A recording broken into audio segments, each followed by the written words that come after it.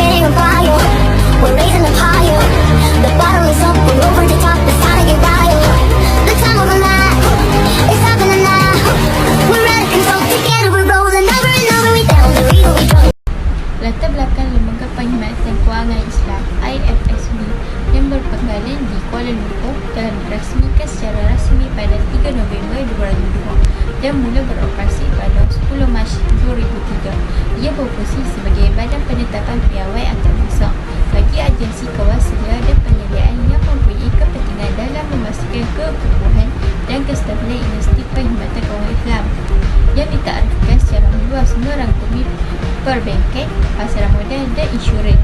Dalam memajukan misi ini, IFSB menggalakkan pembangunan industri perkhidmatan kewangan Islam yang berhemat dan terus melalui perkenalan piawai antarabangsa baharu atau sedia ada yang selaras dengan prinsip syariah dan mengasyarkannya untuk diterima pakai. Sejarah IFSB ialah perkembangan sistem perbankan Islam mungkin bermula dengan penubuhan bank simpanan milik ramai. Tetapi ini tidak bermakna tiada percubaan awal dibuat untuk menubuhkan institusi kewangan Islam. Setengah pihak percaya bahawa percubaan pertama untuk menubuhkan bank tanpa faedah telah dibuat di Malaysia. Pada pertengahan tahun 1980-an, Aero dan El Global 1989 bagaimanapun pertubuhan yang diasaskan atas prinsip syariah ini tidak berjaya.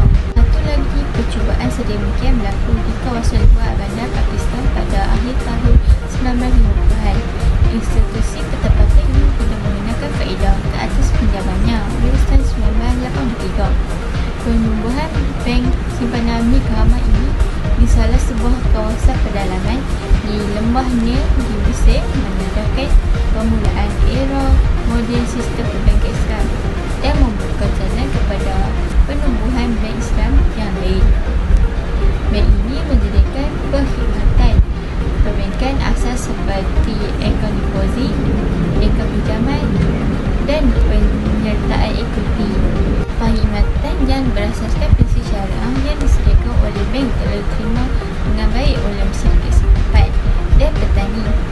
Bilangan pendeposit meningkat dengan pesat daripada 17,560 pendeposit pada tahun pertama beroperasi kepada 251,152 pendeposit pada akhir tahun kewangan 1966-1967. Visi Lembaga Perkhidmatan Kewangan Islam yang pertama, untuk menggalakkan pembangunan industri perkhidmatan kewangan Islam melalui memperkenalkan piawaian antarabangsa baharu atau menyesuaikan yang sedia ada selaras dengan prinsip syariah dan mengesyorkan untuk diterima pakai. Yang kedua, untuk menyediakan panduan mengenai penyediaan dan pengawal sediaan institusi yang menawarkan produk kewangan Islam dan untuk membangunkan industri perkhidmatan kewangan Islam bagi mengenal pasti, mengukur, mengurus dan mendedahkan risiko dengan mengambil kira piawaian antarabangsa untuk penilaian, pengiraan, pendapatan dan perbelanjaan serta pendedahan. Yang ketiga, untuk berhubung dan bekerjasama dengan organisasi berkaitan yang sedang menetapkan piawaian untuk kestabilan dan kekukuhan sistem kewangan dan kewangan antarabangsa serta negara-negara anggota. Yang keempat, untuk menjalankan penyelidikan dan menerbitkan kajian dan tinjauan mengenai industri perkhidmatan kewangan Islam. Yang kelima, untuk mewujudkan pangkalan data bank Islam, institusi kewangan dan pakar industri.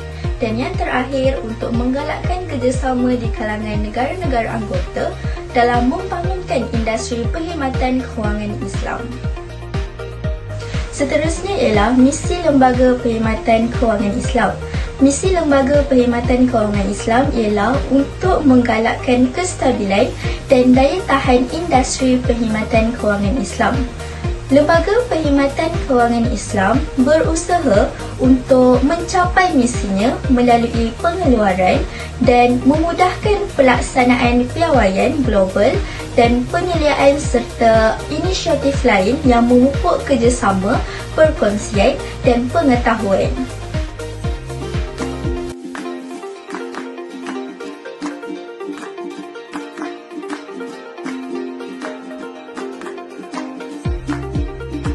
Antara fungsi IFSD ialah untuk menggalakkan pembangunan industri perkhidmatan kewangan yang berhemah dan terus melalui memperkenalkan piawaian antarabangsa yang baru.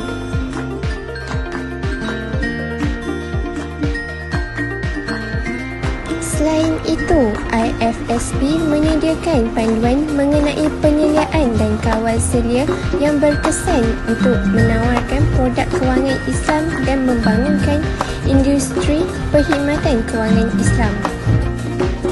Seterusnya, fungsi lembaga ini juga untuk berhubung dan bekerjasama dengan organisasi berkaitan yang sedang menetapkan piawaian untuk kestabilan dan mengukuhkan sistem kewangan dan kewangan antarabangsa serta negara-negara anggota. Ini juga sudah terang bahawa lembaga perkhidmatan kewangan Islam ini untuk meningkatkan dan menyelaraskan inisiatif untuk membangunkan instrumen dan produser untuk operasi yang cekap dan pengurusan risiko. Malah, ia juga untuk menggalakkan kerjasama di kalangan negara anggota dalam membangunkan industri perkhidmatan kewangan Islam. Aktiviti berkaitan Lembaga Perkhidmatan Kewangan Islam IFSB. Lembaga Perkhidmatan Kewangan Islam IFSB adalah antarabangsa organisasi penetapan piawai yang menggalakkan dan mempertingkatkan kemantapan dan kestabilan industri perkhidmatan kewangan Islam oleh mengeluarkan piawaian, kehematan global dan prinsip panduan untuk industri. Ditarifkan secara meluas untuk merangkumi perbankan, pasaran modal dan sektor insurans.